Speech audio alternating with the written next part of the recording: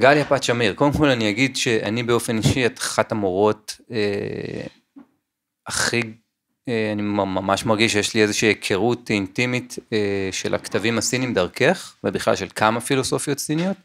בתחילת הקורונה אני כתבתי קורס של 20 פרקים, 20 שעות, על הדאו דה ג'ינג, שבעצם זה ספר שנתקלתי בו בערך בצבא, וממש לא הבנתי כלום, אבל המשכתי לקרוא בו כי זה יצר בי איזושהי תחושה מסוימת, ולאט לאט נתקלתי בכל מיני אזכורים בספרים אחרים, שלאט לאט ביארו והסבירו את כל מיני נקודות, והתחלתי פתאום לראות שיש פה איזושהי תפיסה שאני מאוד מאוד מתחבר אליה, ניגע בכל התפיסה הזו בהמשך, זה רק מוביל להצגה שלך, ולא מצאתי הרבה דברים, שאין הרבה דברים בעצם, שמעבר לכמה תרגומים של ספר הדאו, שגם פה יש לתרגם דבר כזה, זה אחד הדברים הבלתי אפשריים שיש, אפשר להקדיש פרק שלם. אפשרי. כן, אפשרי, אבל כן, עם כל הקונטקסטים ההיסטוריים, החגים, כל הרקע שנמצא שם, וממש ממש ממש התבססתי המון על הספר שלך על אדם לאדם חידה, שעושה המון המון סדר, ואת, אני חושב, מהאנשים שהקדישו המון מהחיים שלהם, לפילוסופיה הסינית. אני רק אגיד שבעצם את התחלת למד פילוסופיה בחיפה, את התואר הראשון, ואז את התואר השני באוניברסיטת תל אביב, ואז בהרווארד עשית את הדוקטורט. כן. זה הסדר. ואת הוצאת בעצם את אדם לאדם חידה. מזמן. טבע האדם ומחשבת סין, שהוא מכיל עוד כמה הוגים, שלא מכיר עוד אנשים בארץ שכותבים עליהם. יש מעט, יש מעטים. אני ראשית נורא תודה, הדברים שאתה אומר מרגשים אותי, אני מרגישה שעוד לא סיימת את ההקדמה, אבל תן לי רגע להגיב לדברים עד עכשיו.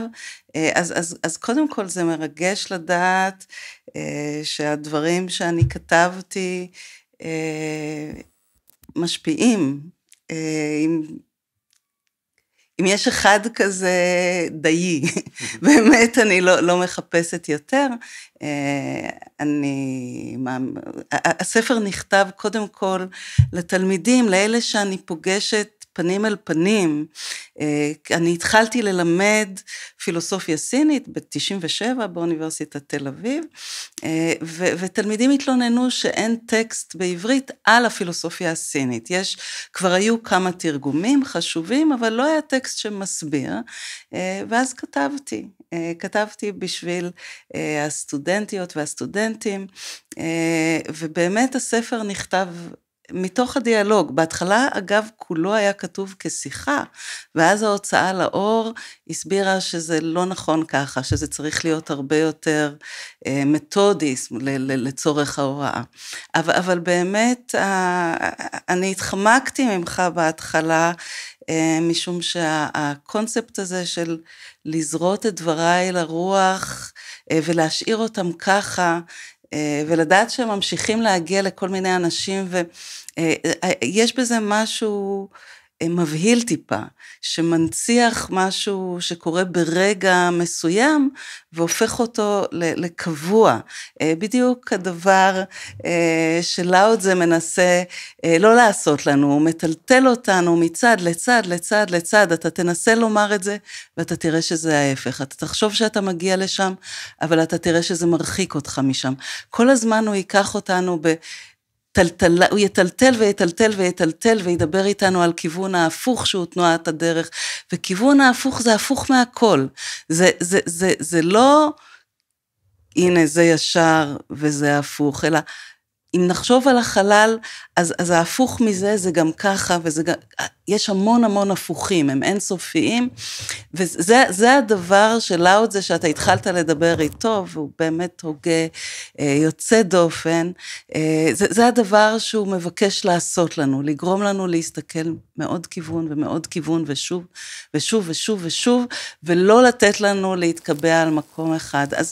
אז רק שתדע, זו ההסתייגות הראשונית שיש לי מכל המדיה, ואפילו מספרים, אחרי שאני כותבת משהו, הדבר הראשון שקורה לי כשאני מציצה שוב, זה מחשבה איך הייתי יכולה לכתוב את זה אחרת, איך הייתי רוצה לכתוב את זה כרגע, והספר הזה, שהוא חמוד, ואני שמחה שאתה אוהב אותו, גם אותו כמובן הייתי כותבת היום אחרת. אז זה דבר אחד שחשוב לי להגיב לפתיחה שלך, ולגבי לאוד זה, אז באמת בפילוסופיה סינית בארץ היום, לצערי, אני היחידה, וזה באמת מצער מאוד, זה מבטא עמדה של האוניברסיטאות.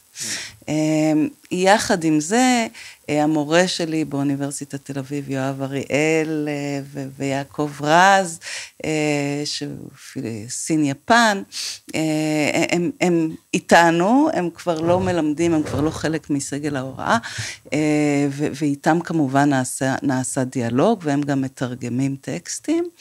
את לאוד זה אפשר לתרגם, צריך רק לדעת סינית קלאסית, וכשיודעים סינית קלאסית, מגלים שאפשר לתרגם אותו בצורות שונות רבות, וזה טריקי, משום שכל תרגום הוא גם איזושהי פרשנות לטקסט, וזה שוב חלק מלאוד זה, מהלאוד זה מהטקסט. אז זה להתחלה. אז בתגובה עם הפינג פונג הדאואיסטי הזה, אני רוצה להוסיף פה יש אצלנו, יש קבוצת לימוד שאנחנו נפגשים פעם בשבועיים, ולומדים כל מיני טקסטים. יופי, ביוזמה שלכם. כן, זה התחיל מקסים. לפני 3 שנים בערך, וזה נהיה ממש חבורה של... כן, זה יופי. כן. ויש אצלנו ביטוי שנקרא ובכל זאת. ואני חושב אפשר ממש לשמוע אותו פה, זה קצת בעצם ההחזרה שלי לדברי פתיחה, אגב שלא סיימנו גם להציג, אבל נחזור גם לזה.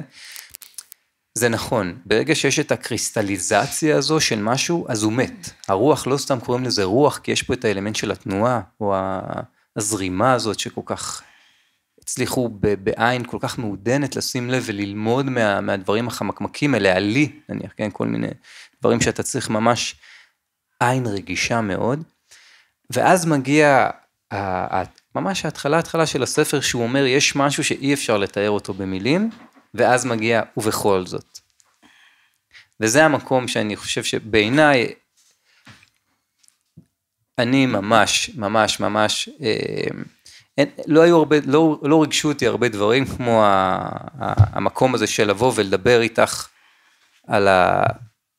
על הדבר הזה שהוא חלק מהחיים שלי, זה בן אדם שאני חי אותו, בחוויה שלי אני לפעמים מתייעץ איתו, ורגע לפני שאני עושה איזה מעשה, שאולי אני אתחרט עליו, אני שנייה שואל לעצתו, ומקבל קצת מהחוכמה שלו, וגם פה יש המון דברים, ששמעתי גם אותך אומרת, על כל מיני הסתייגויות, לגבי האופן פעולה, של איך שזה מתכתב, עם מצבים כמו שהיום נניח אנחנו נמצאים בהם, שזה לא מצב של משהו שהוא פסיבי, אלא משהו שהוא באמת כמו,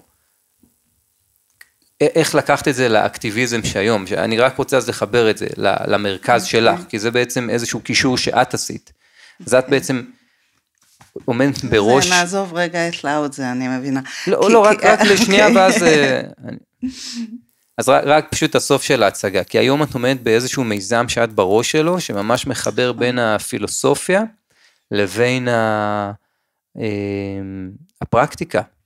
אז המיזם שלנו הוא שיתוף פעולה של אוניברסיטת תל אביב ושל קרן מנדל, זאת אומרת, תרומה של קרן מנדל, של הפקולטה למדעי הרוח, ונורא חשוב לי להזכיר אותו ותודה, משום שמנקודת המבט שלי, יש בו מימוש של הדרך, יש בו המשך של לימוד הדאו, אבל זו לא רק נקודת המבט שלי, המיזם הזה חשוב לי להזכיר, זה מרכז שקוראים לו רוח המקום, שהעניין שלו הוא חיבור בין מדעי הרוח והקהילה, אני לא אפרט כאן את סוגי החיבורים, אבל אנחנו עובדים עם מורות ומורים של מדעי הרוח, שכל כך הידלדלו בקהילה ובחברה, ואנחנו עובדות יש לנו תוכנית לימודים שנקראת משיבי רוח, לימודי תעודה,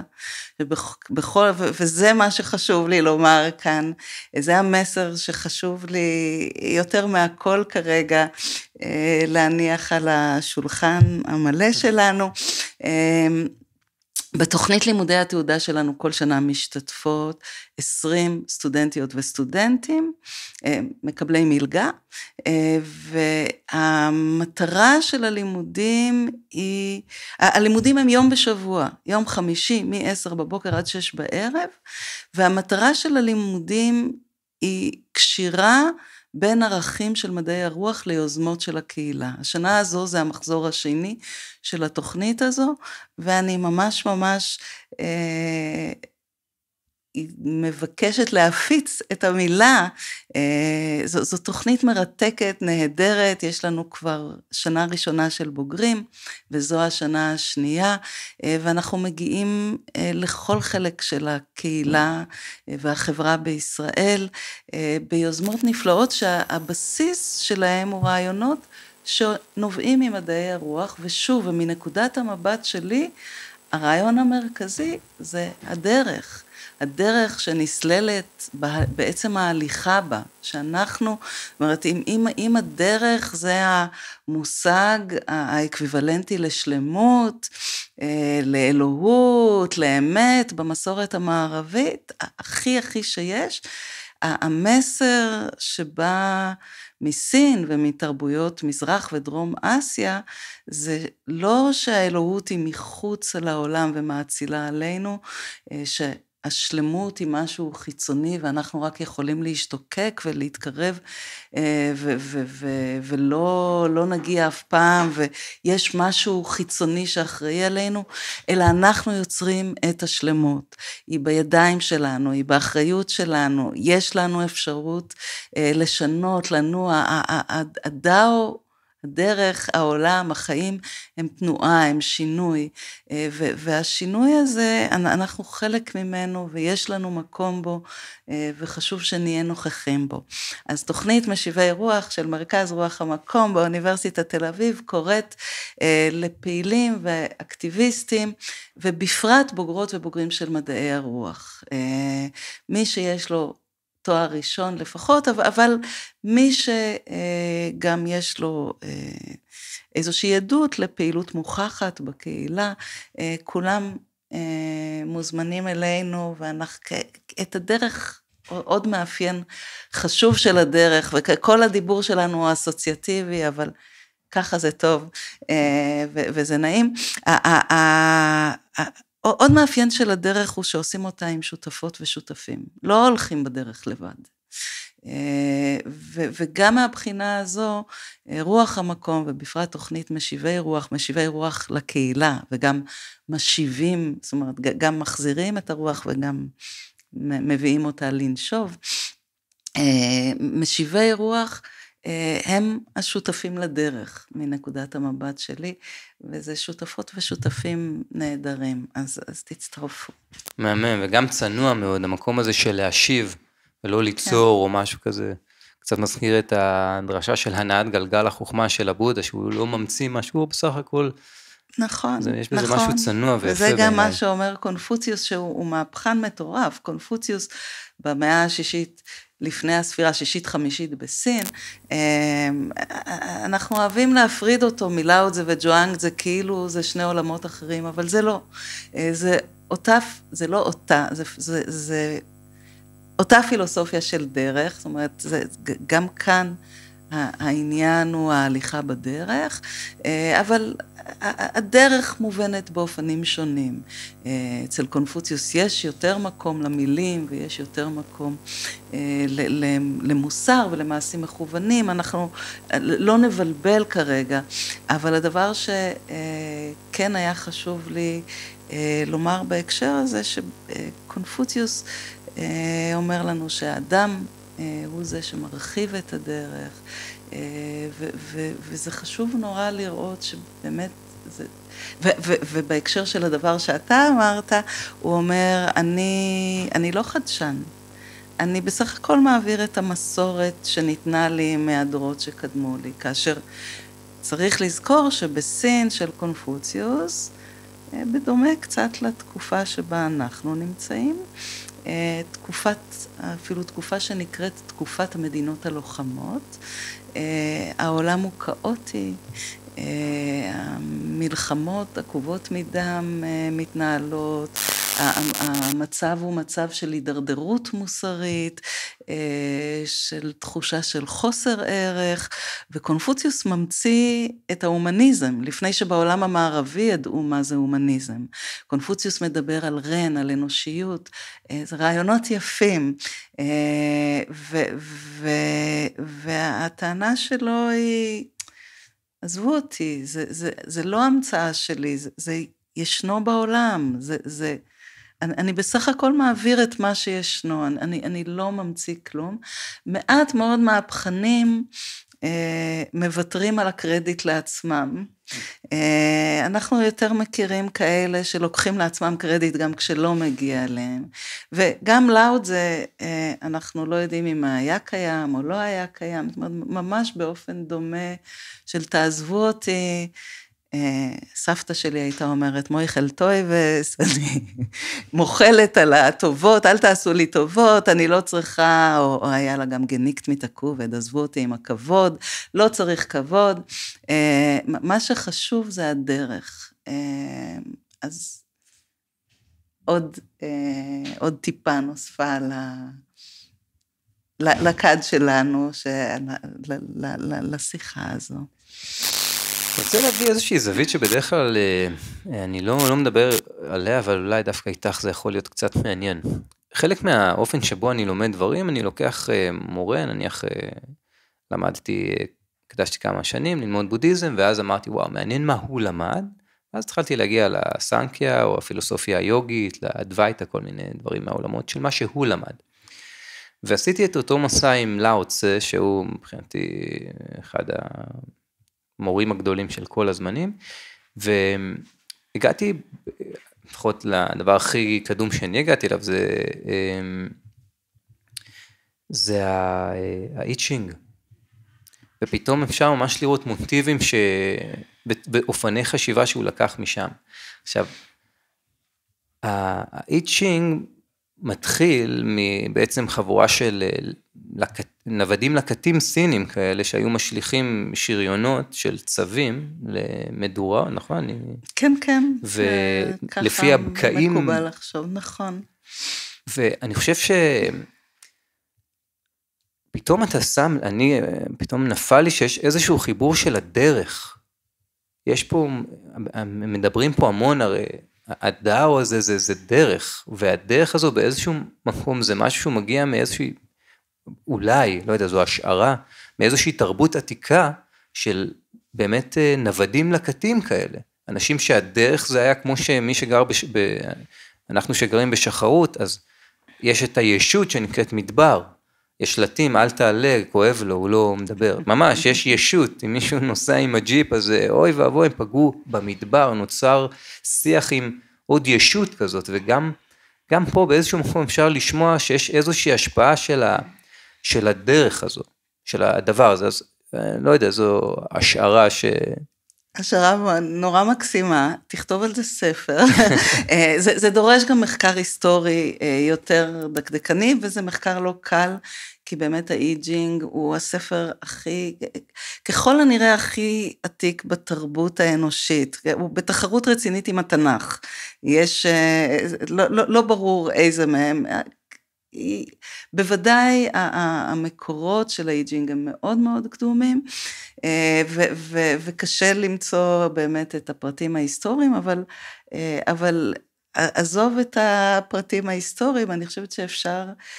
שהתזה הזאת היא מעניינת בהקשר של הדרך, גם כאיזו בחינה של מחשבה, שאולי העולם של נוודות, של תנועה רבה, מביא לגישה כזו. כדאי לזכור שגם בחצי הגלובוס שלנו הייתה נוודות, ומאיזשהו טעם לא התפתחה תפיסה דומה של דרך. איפשהו בחצי הגלובוס שלנו העדפנו להיאחז באיזה משהו שנמצא מחוץ לנו, והוא אחר כך המלכים ילכו בדרך הישר או לא ילכו בדרך הישר, כי יש הרבה דרך גם במקורות שלנו, אבל זה סיפור אחר. היא ניתנת, היא מוטבעת מלמעלה, היא לא משהו שבוקע מתוכנו, וזה הבדל עצום, אבל ההצעה הזאת היא הצעה מרתקת באמת לקשור את הדאו לאורח חיים, וזה ברור שספר התמורות שאתה מזכיר אותו, שהוא ספר, בעצם הספר היחיד הוא לא ספר פילוסופי במהות שלו, אבל הוא הספר היחיד שמתקבל על כל המסורות הפילוסופיות של הדרך. יש קלאסיקות שקשורות לדאואיזם, התפיסות האלה של לאו צזה וג'ואנג צזה, אלו שרואות את הדאו כספונטני, השינוי הוא ספונטני, הוא קורה מעצמו, כך מעצמו. ויש דרך במסורות, מה שאנחנו קוראים קונפוציאניזם, זה אגב שמות שבסין לא קיימים, רק האיזמים האלה הם תרומה של המערב, אבל קונפוציוס ומנגצה ושונזה, ואחר כך יש מסורות מאוחרות יותר, והצ'אן או זן בודהיזם, שהוא בעצם תוצר של מפגש בין מסורות.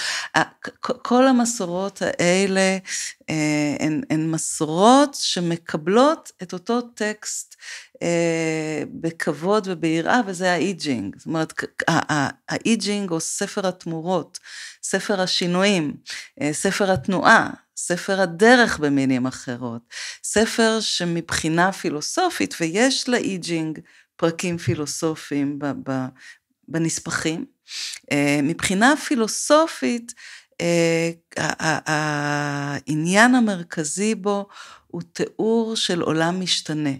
העולם כשינוי, כשינוי בין שני כתבים, יין ויאנג, החסר והמלא, הנקבי והזכרי, הנמוך והגבוה, הדימויים הם רבים, ואני לא יודעת כמה הקהל שלנו מכיר או לא מכיר, אבל היין והיאנג הם גם מתחלפים ביניהם, נכון? אנחנו יכולים לחשוב על גבעה ועמק, ותבוא הרוח, וינשוב החול, וימלא את העמק, ובגבעה פתאום ייווצר עמק, כלומר, או דלי מים שנמלא ונמלא, עד שהוא יעלה על גדותיו ויתרוקן מעצמו. זאת אומרת, התנועה הזאת היא שבין הכתבים, התנועה שבין הקצוות, היא מה שמבטא את החיים. החיים שלנו, בנות ובני האדם, החיים של העולם, הנה אפילו בחלון הזה אנחנו יכולים לראות איזה עץ שנע ברוח, התנועה, השינוי, הדרך, התהליך, אלו החיים. וספר התמורות הוא אחראי להבנתי באופן יסודי על שלל הפילוסופיות של הדרך, כאשר באופן קונקרטי זה ספר שהשימוש הראשוני שנעשה בו הוא דווקא לניחוש. בדרך כלל הניחוש הזה מוסבר כניבוי העתיד, חיזוי, אני אוהבת לראות את זה יותר כניחוש של חידה. הסתכלות על החיים כאל חידה שקוראת לנו שוב ושוב ושוב ושוב, כך רמז, תעזר בו ותראה לאן הוא לוקח אותך, כך עוד רמז, הרמזים השתנו, אתה יכול לשאול את אותה שאלה לכאורה ברגעים שונים ביום, וכמובן התשובה של הטקסט תהיה שונה בכל פעם. בכל פעם שאני מלמדת את הספר, תלמידות ותלמידים שלי, אני מבקשת מתלמידים להציע שאלה, לשאול אותו, כדי להסביר איך זה פועל. לא פעם עולה השאלה אם זה בכלל מתאים ללמוד את ספר התמורות בשיעור באוניברסיטה. אנחנו כל פעם מקבלים תשובה שונה, ותמיד התשובה נהדרת. אז זה ספר שבאמת יש בו יסוד פילוסופי, מצד אחד לפילוסופיה של הדרך, של השינוי, של התמורה, של הטרנספורמציה, התהליך, התנועה, ומבחינת היותו מנבא עתידות, שוב, ההבנה, צריך לדעת שבסין המוקדמת, היה הולך השליט אל השמן, ושואל אותו האם לצאת למלחמה או לא לצאת למלחמה. כלומר, האם אני אנצח או אפסיד? ובהתאם לתשובה, הוא היה פועל. אבל התשובה היא כל כך חידתית, שבאמת מה שהספר קורא לו, להבנתי, הוא איזושהי השלכה של רעיונות שקשורים אל הדרך באופנים שונים על הרגע הזה. אז אני רוצה שנצלול ככה אל הלאו צה, אל ספר הדרך והסגולה. יאללה. ואז משהו קטן, רק אני זוכר שנתקלתי זאת אומרת, בנקודה מסוימת אתה קורא את הספר המון פעמים. נכון. kind of cycling כאלה. ופתאום אתה... אם לא עושים את זה, אז לא קוראים את הספר. ממש, ממש. וגם בנסיעות הייתי נוסע שעות מהמרכז לדרום, ולפעמים הייתי קורא את כל הספר. לא בשביל להבין משהו, אלא בשביל לקבל עוד איזושהי חוויה של כל המכלול הזה, זה עושה משהו. זה גם סוג של מדיטציה, פשוט לקרוא בלי לנסות להבין. ממש, לקרוא. ממש. ובנקודה מסוימת אתה שם לב שהבן אדם, המורה של לאו צה בעצם, זה הטבע. הוא לומד מהמים, מהזרימה, מכוח המשיכה, מהנשירה של העלים. יש בו משהו מאוד נטורליסטי, ומשהו שבאיזשהו מקום שוב, גם שמחזיר אותי ללקטות הזאת. בן אדם שהוא ממש מחובר לטבע, והוא חווה את עצמו כחלק מאיזשהו מכלול, כחלק מאיזושהי הרמוניה מסוימת, וממש מצליח לראות שיש משהו אפרופו מה שהתחלת להגיד בהתחלה, בקריסטליזציה הזאת של המחשבות, בשמות עצם האלה, במצב הזה שאנחנו מתחילים להתרחק מההשתנות, מהפנטרי הזה של העולם, ולהגיע למצב של, היי, רגע, גליה פת שמיר היא משהו שהוא קבוע, ומוגדר ומוצק, ואנחנו שוכחים שאנחנו חלק מאותה התהוות, חלק מאותו השינוי, וזה לא רק אני ועד, זה גם האלון שם שנושר וכל שאר הדברים, והוא איכשהו מצליח לראות, שוב בראייה המעודנת הזאת, והוא פתאום מתחיל ללמוד מדברים באמת של באיזשהו מקום בן אדם, שהוא חי ברזולוציות של, קצת מזכיר לי כמו שאומרים שהיוגי מרגיש את הקורא הכביש בעין, מין רזולוציה כזאת שהוא אומר, רגע, לאן המים שואפים? המים, אם אני עכשיו עוזב אותם למטה, אולי בכיוון ההפוך, כל פתאום דברים שם, הוא עושה הקשרים מבריקים בעיניי. זה ממש כיף לשמוע אותך קורא את לאו צה באופן הזה, ואולי צריך לחיות קצת בשחרות בשביל לקרוא אותו ככה, זה נהדר. תראה, לאו צה באחד הפרקים בספר שלו, באיזשהו אופן זה אפילו עוד יותר ממה שאתה אומר, הוא אומר, מי שבכל מעשיו נוהג לפי הדאו, נוהג לפי הדרך, הוא זהה לדרך. כלומר, במובן הזה, לא רק שהוא אומר שהנהר וההר והעצים והטבע שסביבו, אלו המורים שלו, הוא באיזשהו אופן חשוב, אומר לנו, זה אני שמדבר אליכם, אני לא האדם לאוד זה, זה הדאו שמדבר אליכם, זה לא, אין אני לא שם, אם אני לאוד זה, האיש הזה שאנחנו קוראים לו לאוד זה, ושאנחנו מבחינה היסטורית עד היום לא יודעים אם היה אדם כזה, אנחנו לא יודעים אם היה אדם, יש כל מיני השערות, שלאוד זה הוא בעצם לאוד דן, שכבר קונפוציוס מזכיר אותו, והיה מורה שלו למנהגים, אבל לא לגמרי בטוח, האגדות עליו רבות, הדמות שלו לובשת ופושטת צורה לאורך ההיסטוריה, בכל תקופה בסין, הביוגרפיה שלו משתנה, ומקבלת עוד אפיונים, לאוד זה אומר לנו, תשמעו, אני לא הייתי קיים, אין אדם כזה, אני לא הייתי שם אף פעם, הדאו נוצר, הספר נכתב, אין אני שכתב אותו, זה חלק מטבע אחד, מחיים שלמים, ממהלך אחד, וכן, וכשאתה מדבר על המים שנקבים כן, אתה רוצה לדעת משהו? יש לנו איזו נטייה לחפש מקומות רחוקים וגבוהים, והאלוהים הזה שהגענו כבר כל כך גבוה, אז אנחנו כבר רוצים לצאת מחוץ לעולם, ולהגיע עוד יותר גבוה. אתה זוכר איפה המים נקבים? הם נקבים במקום הנמוך. שם טוב להיות. מתחת לכל השכבות, בתוך הרבדים העמוקים, הנסתרים, העמומים, הבלתי נראים, שם החיים נמצאים.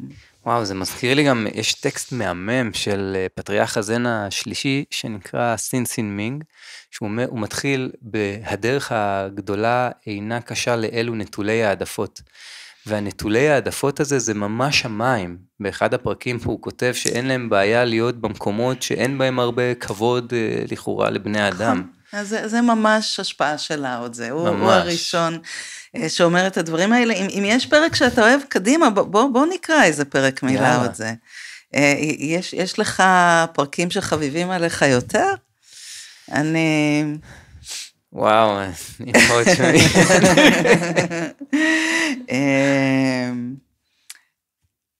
אם הייתי חושבת, כאילו, לי יש המון. אני כרגע חושבת על הפרק הזה, שאותו הייתי רוצה להקריא, ודווקא הוא לא מסומן, ששבר ענן אינו נמשך כל היום, ופרץ רוח, זאת אומרת, הפרק הזה שמדגיש את השינויים, בטבע הדברים לא נשארים קבועים, אז למה האדם צריך את זה קבוע? כל פרק כאן הוא מקסים, לפתוח בלי לראות ומה שיצא. אני אגב את הפרשנות שלי גם הוספתי שם על המקום של היאנגיות, שאי אפשר להחזיק ביאנגיות לאורך זמן. יש משהו כמו שריר קפוץ במכון כושר, אחלה, אבל רק בחלק שאחרי שהוא נהיה רפוי, שם נבנה השריר. אתה לא יכול להחזיק את השבר ענן הזה. כן, זה נפלא. אני לא יודעת, יצא זה. העוסק בלימודים מוסיף מדי יום, העוסק בדרך גורע מדי יום. גורע וגורע על מנת להגיע לאין עשייה. ובאין עשייה אין דבר שאינו נעשה. בעולם זוכים תמיד באין מעשה, ואילו בעלי המעשה אין בהם די לזכות בעולם. לאוד זה פרק שיכול לתעתע ולגרום לאיזו הרגשה שמה שאנחנו צריכים לעשות זה לשבת בהרמת רגליים ולא לעשות שום דבר. זה לא מה שהטקסט אומר. אבל הוא כן אומר לנו שהלמידה, הצבירה, השינון, אין בו די. שחשוב יותר מזה לדעת להשיל את השכבות המיותרות, הנוספות על הדברים כפי שהם. ולכן הדרך היא הגריעה, היא ההמעטה, היא ההגעה לאיזושהי תמצית, באמת בדומה לעולם הטבעי, ככה כפי שזה, לא מבקש מאיתנו תוספות. הטבע יודע להתנהל יופי, והוא לא מבקש מאיתנו שום עזרה. העצים יודעים לצמוח כלפי מעלה, והכוכבים יודעים להסתדר בשמיים, והמדבר יודע להתפרס לרוחב. הם לא צריכים את עזרתנו, פשוט להניח להם, והכל נעשה, ובתוך הדבר הזה גם לנו, בני האדם, יש מקום להרבה מעשים, אבל המעשה שבאין מעשה הוא מעשה שאין בו כיוון מוכתב, שאין בו כוונה שניתנת לנו מראש, שאין בו איזשהו ציווי, זה מעשה טבעי. באופן הזה, האדם שרואה ילד שהולך ליפול ותופס אותו, זה לא אדם שפועל על פי צווי המוסר העליונים, האלוהים, אלא זה אדם שפועל באופן טבעי. אז זה חשוב שיש כאן מעשה, אבל המעשה הוא מיידי, הוא בלתי אמצעי, הוא לא מעשה מחושב, רפלקטיבי, שנובע משיקול דעת מורכב. זה חשוב לפחות לחלקנו לקרוא ולהגות וללמוד, אבל הפעולה לא תהיה פעולה שנובעת מתוך רגע. ניתוח של הסיטואציה שאני רואה עכשיו, יש שם באר ויש שם ילד והוא אוטוטו הולך לפעול, אז האם אני צריכה להזיז את הרגל ימינה או שמאלה, ומה יקרה, ואם אני אושיט לו יד, האם יש סכנה שאני אפול או לא, ויכתבו עליי, זאת אומרת, וזה מגיע לעוד ועוד ועוד שיקולים, והילד בינתיים נופל ונפגע, אז המעשה הוא ישיר, הוא מיידי, זה המעשה שמאפשר לנו לזכות בעולם, לזכות בו ולא לזכות בשם. אנחנו זוכים בעולם, בחיים, לא בשם מפואר וגדול. מאוד מתכתב גם עם המקום של הדעת, זה המקום שיוצר נפרדות. אנחנו מביאים את הדוגמה הזאת של צניעות, ברגע שאתה יודע שאתה צנוע, יש פה משהו שמבטל את הצניעות עצמה, מה שג'ואנגצה מדבר על הידיעה השלמה הזו, הידיעה שאינה יודעת את עצמה, והסיפור שאם היא הייתה צריכה לחשוב על איזה כנף, היא מזיזה מתי, היא הייתה נופלת, וזה מה שאנחנו מאבדים עם הידע, זה באיזשהו מקום גם משהו שהוא מאוד פרדוקסלי בעיסוק הזה, אתה מתעסק בדאו, אבל הנה, בכיוון ההפוך היא תנועת הדרך, כן? הוא מבקש ממך לפסל החוצה את כל המיותר הזה. כן, כן, לגמרי.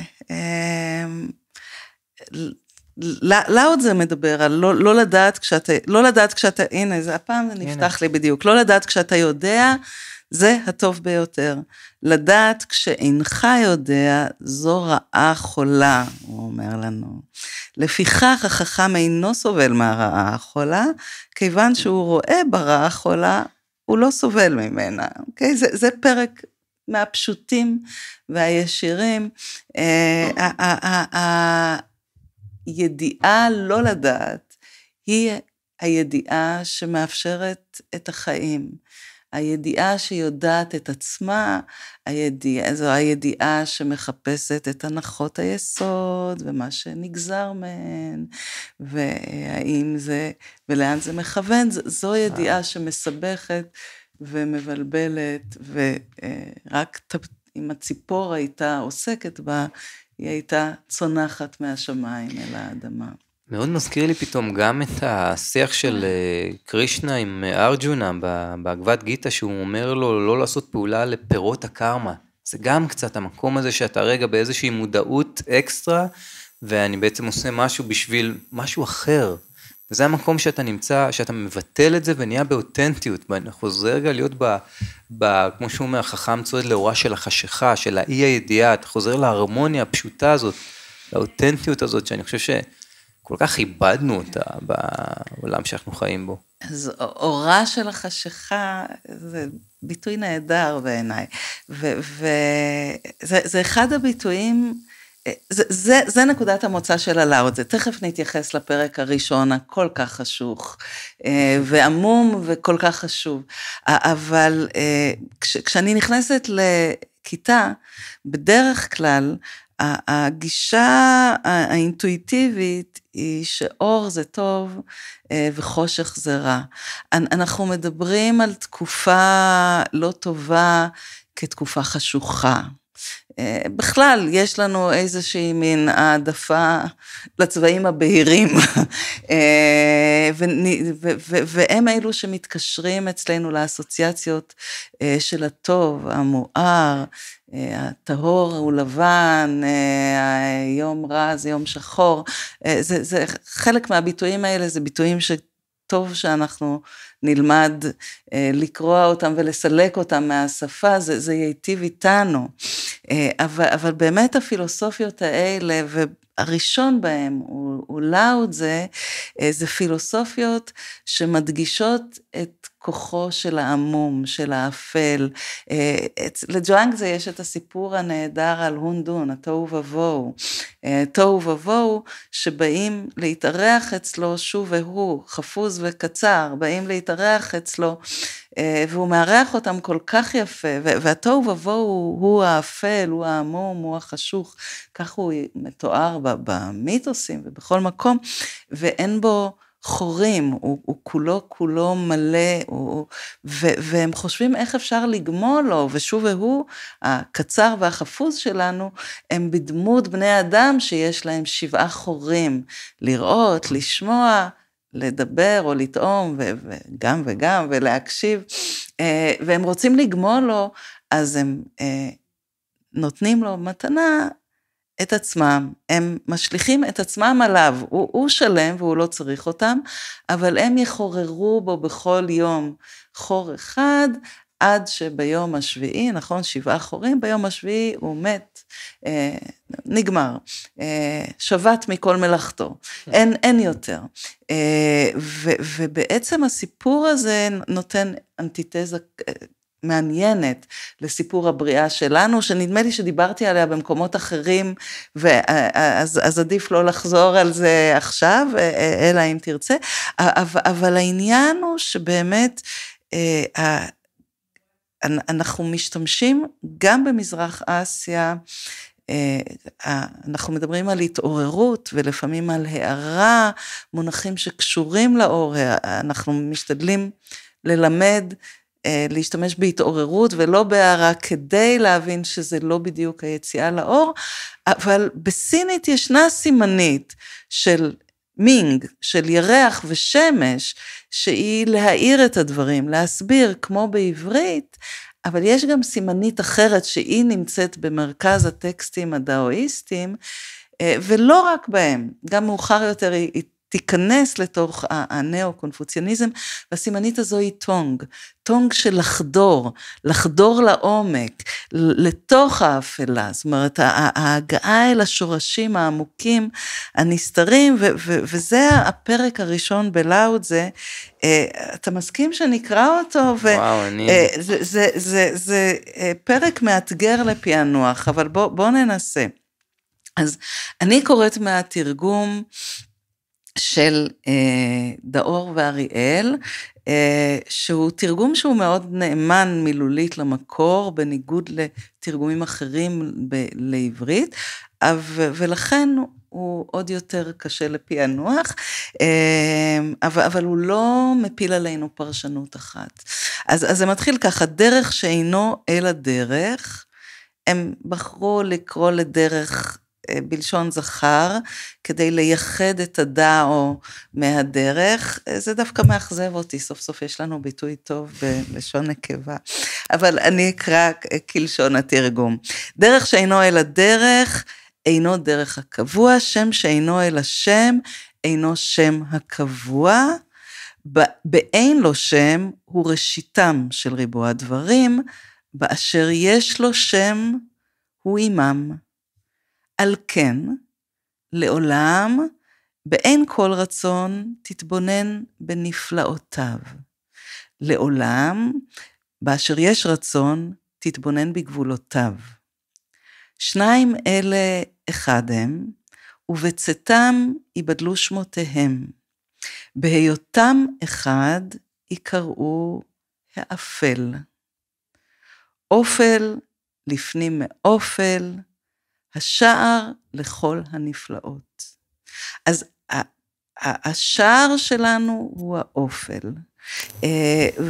ואתה רוצה שננסה להבין איך זה בא מתוך הפרק, או שנמשיך לאופל? אז בוא רגע ננסה, ואתה מוזמן לעזור לי, כי לפרק הזה, ושוב, זה חשוב לומר, יש הרבה פרשנויות ללאו-טזה. אמרנו קודם שיש הרבה תרגומים, בוודאי יש גם עוד יותר פרשנויות. יש המון גרסאות למי האיש הזה היה, אם היה איש בכלל. אז אני כאן מבקשת, אני גם רואה שגם אצלך לאו-טזה נקשר לפחות באופן אישי ואסוציאטיבי למסורות בודהיסטיות שאתה מכיר. ומה שאני מבקשת זה להיעזר ברעיון הבודהיסטי כרגע של אמת אבסולוטית ואמת יחסית. ולהראות איך, לאו-טזה כמובן לא משתמש בביטויים האלה, אבל איך זה בא לידי ביטוי בפרק המקסים, החידתי, העמום הזה, המלא מלא סתירות. אז השורות הראשונות הן דאו כדאו פי צ'אנג דאו, הדרך שיכול להיות דרך, הדרך שאפשר להדריך, לדרוך, the Tao that can be Tao'd, whatever that means, okay? זה בעצם הדרך שאינו אל הדרך. The Tao that can be Tao'd, הוא לא ה-eternal Tao, ה-constant Tao, ה-infinite Tao, כלומר, הדרך הזה, זאת אומרת, יש דרך שבו אפשר להדריך, לדבר עליו, קודם אתה השתמשת על זה, לפעמים אוהבים לתרגם את זה כהדרך שאפשר לדבר עליו במילים, אינו דרך הקבוע, או אינה דרך הקבוע. זה תרגום לא יפה, כי מה שלאו-טזה עושה כבר בשורה הראשונה, זה לוקח אותנו להליכה בשתי הדרכים כאחת. אני עכשיו אדבר על הדאו, ואתם תראו שזה לא זה, שזה כל הזמן יהיה, ישנו ואיננו בבת אחת, וזה באמת הדבר, בכל זאת, ובכל זאת שאתה דיברת עליו, ונראה לי ככה נכון לחזור אליו, ואולי אפילו לסיים בו. אז הדרך הזה,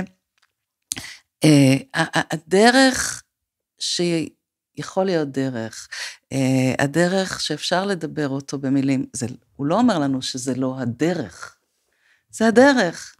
אנחנו מפטפטים עכשיו, הוא לא רוצה לזרוק אותנו לזבל על זה שאנחנו מדברים עליו. גם הוא כותב במילים, בטח, רק זה חלק, זה הדאו, זה יקרב אותנו להבנה, אבל זה אף פעם לא ייגע בה, זה אף פעם לא יגיע להבנה המלאה, זה אף פעם לא יהיה שם. נדמה לך שהתקרבנו? לא, אנחנו נסיים את הפגישה הזאת עם אותן שאלות ועם אותה ידיעה שזה הזמן להתחיל מההתחלה ולקרוא שוב. אז הדרך הזה שהוא אפשר לדבר אותו ולהדריך אותו, זה לא המוחלט, זה לא הדאו הזה שהכל הוא. זה איזשהו חלקיק, אבל החלקיק הזה זה הדאו, זאת אומרת זה גם וגם, זה לא זה, והנתיב הזה שהוא מפלס כבר, שהוא פותח, שהוא מזמין אותנו אליו, כבר מהשורה הראשונה ימשיך בהמשך הפרק, אנחנו יכולים לדמיין, אוקיי, שכאן יש לנו את הדרך שאפשר להדריך, וכאן את הצ'אנג דאו, את הדרך המוחלט, שאגב בסין המוחלט, בסינית הצ'אנג הזה, המוחלט, הקבוע, זה גם אורדינרי, זה גם יומיומי. אז יש לנו כאן את המוחלט וכאן את התופעתי, ועכשיו הוא ישחק בין שניהם, באין לו שם, כלומר המוחלט שאין לו שם, שאי אפשר לדבר עליו בשפה, הוא הראשית של הדברים, הוא ההתחלה של ריבו הדברים, ריבו הדברים, one הוא, זה ביטוי סיני, 10,000 הדברים, או הריבו, זה ביטוי סיני לעולם ומלואו.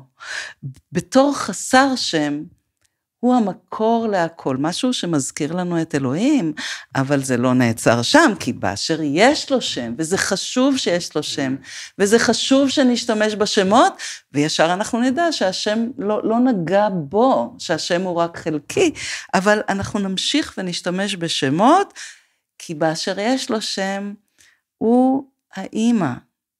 האמא זה גם ראשית, זה גם התחלה, אבל הרבה פחות אבסטרקטי. אמא זו התחלה קונקרטית, אמא זו המזינה, המניקה, המטפחת, הדואגת, וכדאי לזכור שאמא לא חייבת להיות האישה הזאת, רק האישה הזו שילדה אותנו היא דימוי באמת ליין, לנקבה, שגם עליה כבר דיברנו, אז גם כאן יש איזה מהלך בין היאנג, הראשית, ליין, האמא, בלי שם, זה המוחלט, הראשית של כל הקונקרטים האלה, אבל עם שם זו האמא המזינה שלנו, שלך ושלי, על כן, לעולם, אוקיי? יש כאן תמיד, באין רצון, תתבונן בנפלאות, זאת אומרת, ללא רציות, כוונות, תשוקות, ככה, כמו שאתה, פשוט, בלי כל השכבות הנוספות האלה, תסתכל, בלי כל אלו, בלי התוספות האלה, הגורע וגורע, אתה תוכל להגיע לנפלאות. אנחנו נוכל להגיע לסודות, בלי רצון, לעולם, תמיד, אבל גם לעולם, עם רצון, כאשר יש רצון, אז אנחנו נוכל להגיע לגבולות. הגבולות זה חשוב, הגבולות זה מסגרת הדיון, מה שמאפשר לנו לדעת שבשיחה אנחנו משתמשים במילים, אנחנו לא בועטים כרגע כדורים, אני לא יודעת, כי זה קשור למשחק כדורגל, שלא יש גבולות אחרים, כלומר, יש כאן איזושהי מסגרת, בפילוסופיה אנחנו אוהבים לקרוא לה מסגרת תיאורטית, או במדעים בכלל, כאשר יש לנו כוונות, כאשר אנחנו יודעים לאן אנחנו הולכים, אנחנו יכולים להגיע עד המסגרת הזו, עד הגבולות, אבל אנחנו לא יכולים לפרוץ אותם, אנחנו תמיד רוצים, האינסוף הוא בדיוק המקום, שבו הגבולות מתמוססים, שבו הגבולות נעלמים, נכון? זה עוד ועוד ועוד ועוד, וזה הגיע עד הסוף וזה התפוגג, אז תמיד, בלי רצון יש מבט בנפלא, בנסתר, בעמום, אבל גם עם רצון יש לנו מקום בעולם הזה, וזה יכול להביא אותנו עד לגבולות, לשפה זה לא מעט, וכאן בא המשפט הכל כך חשוב, שניים אלה אחד הם, ובצאתם ובבוקעם ייבדלו שמותיהם.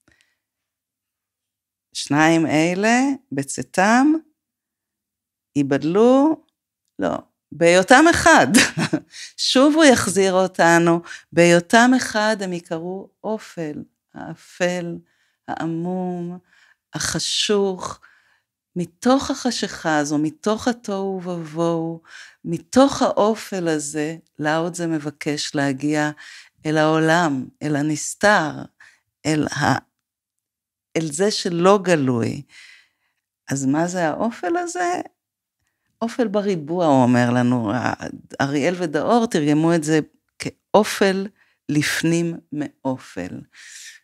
אופל ועוד יותר אופל, זה שואן ג'יו שואן, חשוך ועוד יותר חשוך, כתוב בלאוד, זה אופל ואופל ועוד אופל, ועוד אופל ועוד אופל, והאופל הזה, זה השער לכל הנפלאות.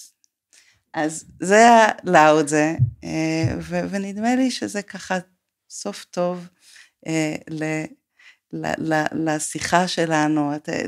לאוד זה מגיע לגבול של סין, והשומר בגבול, הוא הולך לכיוון הודו, הוא רוצה ללכת מערבה, כי בסין המצב על הפנים. שוב, אנחנו חוזרים לרגע הזה, ולתנועה שקורית גם אצלנו היום, והוא אומר, השומר אומר, אני לא נותן לך לעבור עד שאתה לא כותב לי את המילים, לפי ההגדה לאוד זה שולף אותם ונעלם, ובעצם משאיר לנו חידה, אוקיי? לך בה ולך בה ולך בה, ולא תגיע אליה לעולם.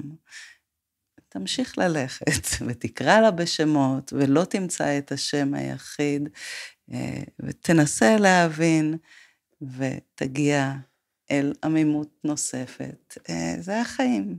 וואו, אז קשה שלא, אחרי שלומדים בודהיזם מעייני, אז קשה שלא לקשר את הפרק הראשון לריקות וצורה, ואת ההתכתבות שצורה היא ריקות וריקות היא צורה. נכון. וכשאת מדברת זה על אגב מוקדם יותר, אבל זה לא משנה, ואין השפעה ישירה. בטח. אבל כן, דרכי חשיבה דומות צומחות. ואפשר גם להבין, מן הסתם, יש פה ממש משהו שהוא מתכתב, ובגלל זה באמת מתחבר בצ'אן.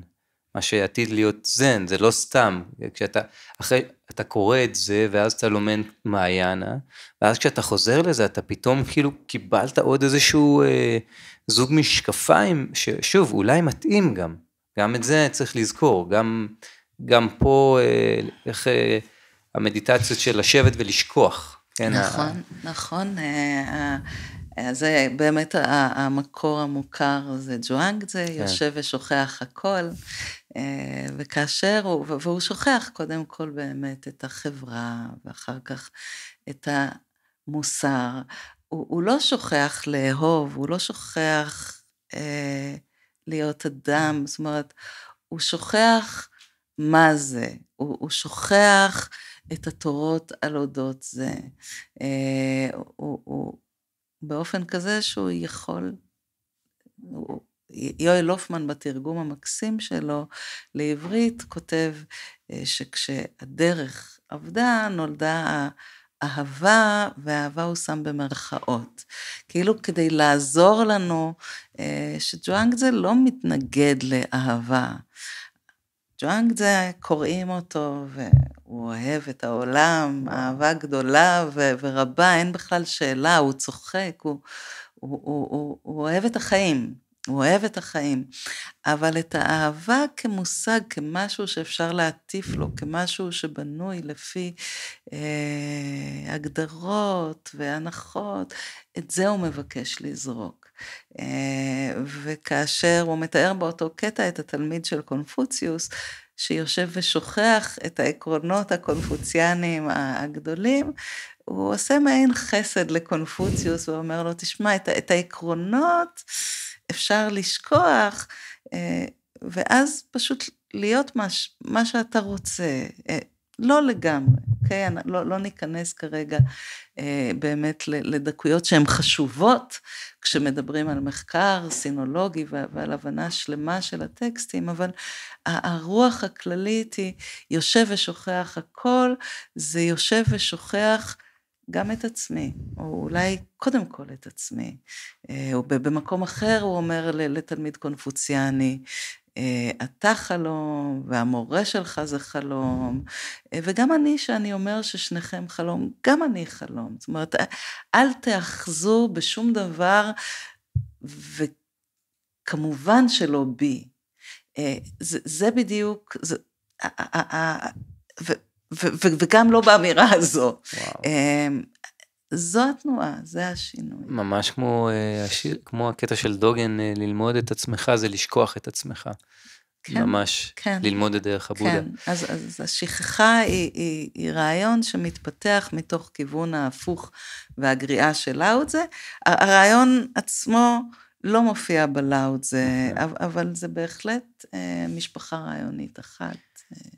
כן, והנה סיימנו בברכה שלך, בעצם סיימנו בפרק הראשון שאין יותר, זה דאוויזם קלאסי באופן ההליכה, ואת אומרת לנו, אוקיי, ועכשיו זה קצת כמו השיר הזה, אם הגעת לראש ההר, תמשיך לטפס, כן, זה בעצם העניין, זה ללכת, מה שגם מאוד מתכתב שוב עם סוטרת הלב, והמנטרה שם שאומרת, גאטה, פרסה, תמשיך ללכת, תמשיך, אין, זה לא להגיע, זה להמשיך ללכת, יש פה משהו שהוא, ולאו-טזה מצליח לראות את המעודנות הזאת איכשהו, ולגעת בו, זה היה ממש, וואו, ממש גירה בי, ובא לי עכשיו רק להיכנס לעוד קורסים שלמים שאת מעבירה.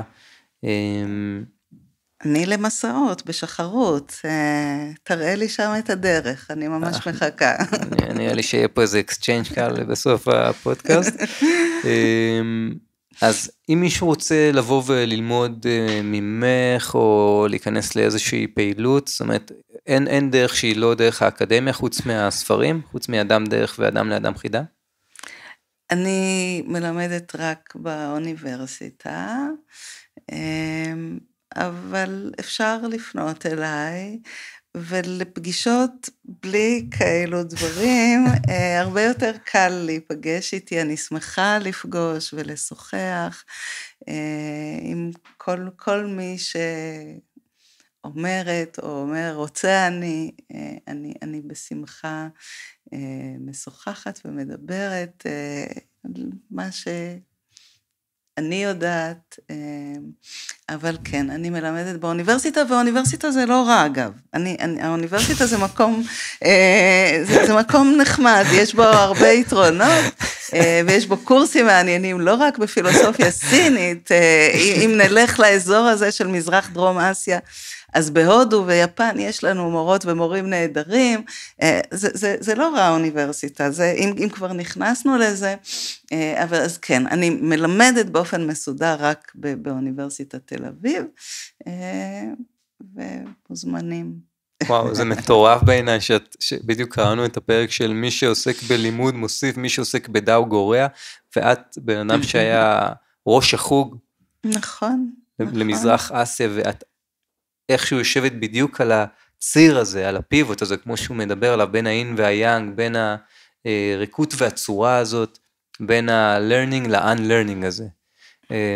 תודה רבה שהקדשת את הזמן היקר שלך, ואירחת אותנו כאן בגילמן, ממש תודה רבה רבה רבה, ונהניתי מאוד מאוד, ואין לי ספק שאנשים פה רק גירה אותם. ועוד מילה, למי שרוצה באוניברסיטה, אבל בלי העבודות ובחינות וזה, וכן עם עשייה, אז משיבי רוח של רוח המקום, זה המקום הנכון, זה באוניברסיטה, כן, עם הרבה סיורים, ועם אין בחינות, אין להגיש עבודות, יש ליזום פרויקטים, וזה דורש איזה תנאי קבלה? יש רעיון קבלה, אנחנו משוחחים עם המועמדת או המועמד, לראות אם באמת יש התאמה לתוכנית, ואני חייבת לומר שלא תמיד כל מי שמתאים או מתאימה יוכל להתקבל, אבל אנחנו כבר רואים במחזור השני שכאלה שלא התאימו במחזור הראשון, נכנסו שלא היה להם מקום במחזור הראשון, נכנסו בשני, אז גם לא צריך להתייאש. זהו. אוקיי, אז לא להתייאש חברים. לא להתייאש, לבוא. כן. גל יפת שמיר, תודה רבה. תודה אופיר, מנקי. תודה. תודה רבה. תודה. תודה.